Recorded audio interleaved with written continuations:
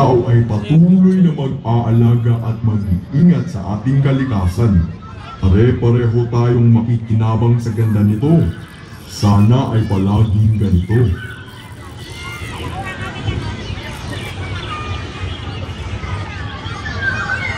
Halika ka, Tara. Narinig mong pinag-uusapan nila Haring Puno? Parang napakahalaga ng pinag-uusapan nilang kalikasan. Oo, narinig ko. At talaga namang mahalaga na alagaan ang kalikasan at kapaligiran. Nakikita mo naman, di ba, na masaya ang mga bulaklak, mga hayop, at mga nilalang sa maayos at lunti ang kapaligiran. Sariwa pang hangin. Halika, puntahan natin ang ating mga kaibigan.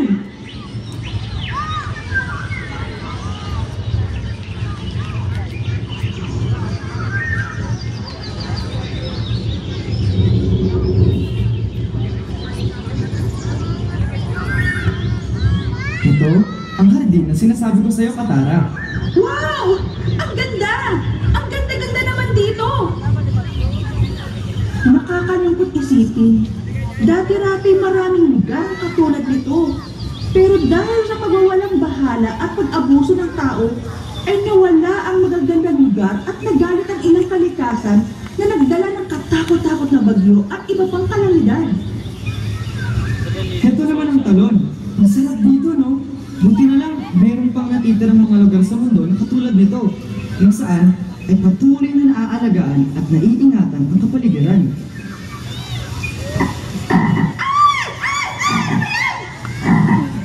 Laki ng palaka. Yan, Katara, huwag mo sabihin takot ka sa palaka.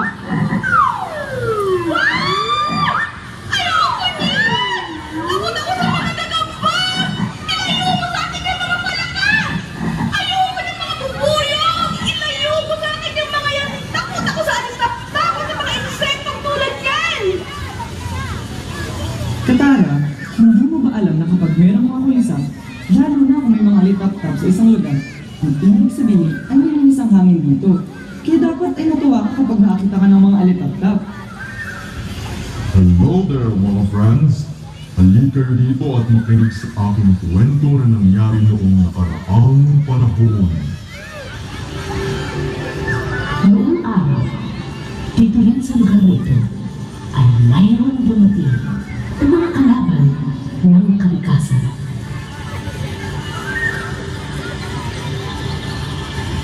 Pare, Lika, na-jackpot tayo dito. Ay, ito yung pinakamagandang lugar na pwede pang tayuan ng mga pabrika. Magandang lugar na to. Malawak at malapit lang sa syudad. Tamang-tama ito sa ating proyekto naman, Expand. Maganda ito para sa binabalak ng mga amo natin. Pagtayuan ng negosyo. Tamang-tama dito ang pabrika dahil may ilog pa. May malapit pa na ilog na maaaring pagdaluyan pa ng mga basura at mga mababaang kemikal.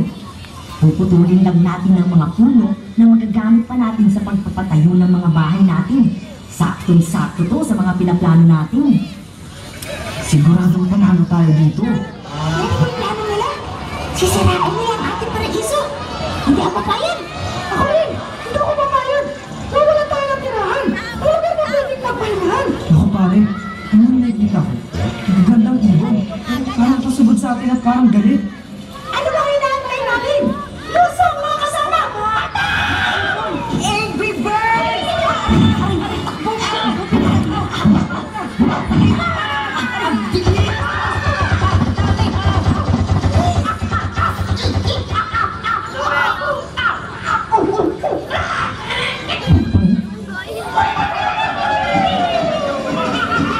Bakit babalik dito?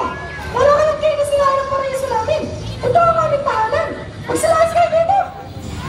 Ay, nakakapagod. Diyan tayo magpahinga sa ilalim ng punong ito. Malilim at malaki.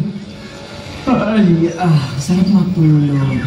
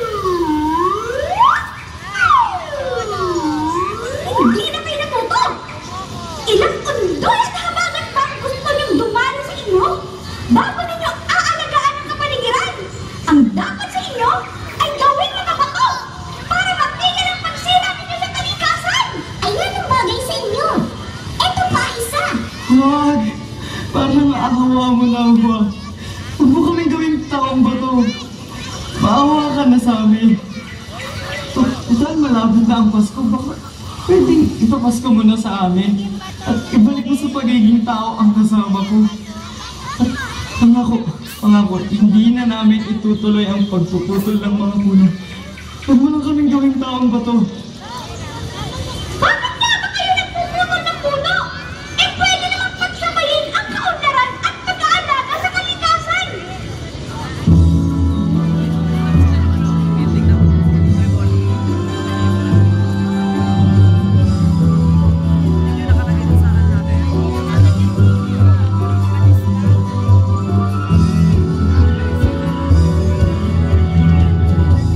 Tingnan niyo ang lugar na ito!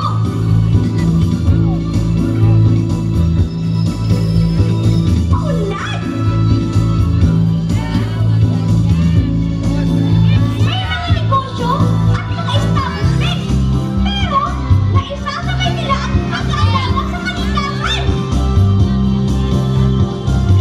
Bagamat isa iyan sa pinakamaunlad at pinakamayaman na lungsod sa bansa, ay napapanatili nila ang balanse ng kapaligiran sa mga pinapatupad nilang programa at naaalagaan nila ang mga mamamayan sa lutian sa paligiran at sa limang hangin na lalanghap ng mga mamamayan dito.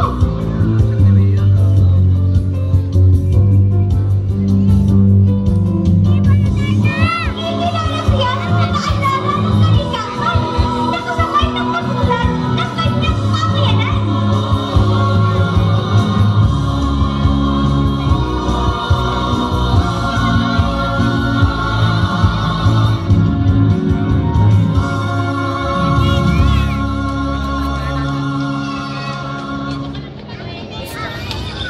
Ganda naman dyan.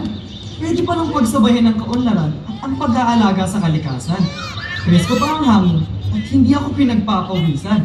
Sarap naman tumira dito. Ay, salamat naman at nakumbinsi kita! Sige na nga!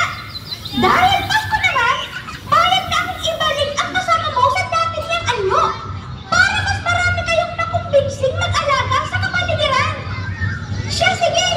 Humayo na kayo at magdiwag ng maligayang Pasko! Asama ang inyong mga mahal sa buhay! Maraming salamat po. At pangako po namin, simula po ngayon, ay aalagaan na po namin ang kalikasan. Maligayang Pasko po!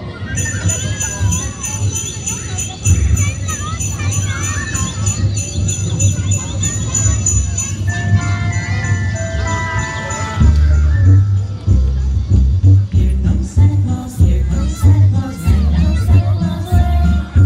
May Santa Claus sing all his reindeer coming down the road. Bells are ringing and children singing, oh, it's merry and bright. Hang your stockings, say your prayers, 'cause Santa Claus comes tonight. Here comes Santa Claus, here comes Santa Claus, right down Santa Claus way. Here we come now with the chime rings out, it's Christmas morn again. These old men will come to all if we just follow the lights. Fill your hearts with a Christmas cheer, 'cause Santa Claus comes tonight. Ho, ho, ho! Ang ganda naman ng lugar na ito. Dito ako gaganahang bumigay ng regalo sa mga batang marunong magpahalaga sa kagandahan ng mundo. Ho, ho, ho!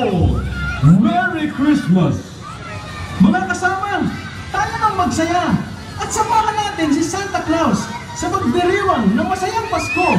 Merry Christmas! Oo nga mga bata, basta tatandaan natin na magpasalamat tayo sa ating Panginoon na malikha ng lahat sa ating mundo. At ingatan natin dahil nag-iisa ang mundo.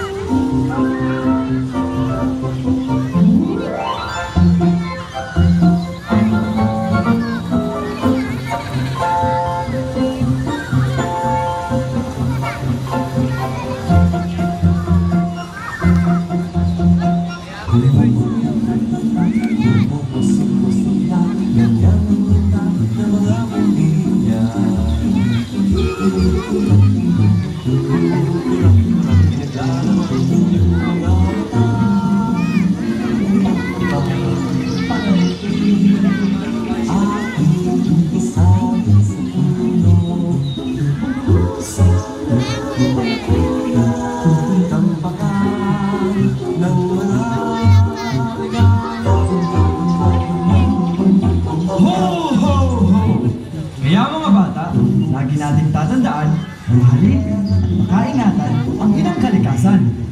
Muli, mula kay Mayor Bobby at Mrs. Maribel Eusebio, kasama ang Rotary Club of Montianong Pasig, kami ay bumabati ng isang Merry Green Christmas sa ating lahat. Maraming salamat at magandang gabi, Pasig City!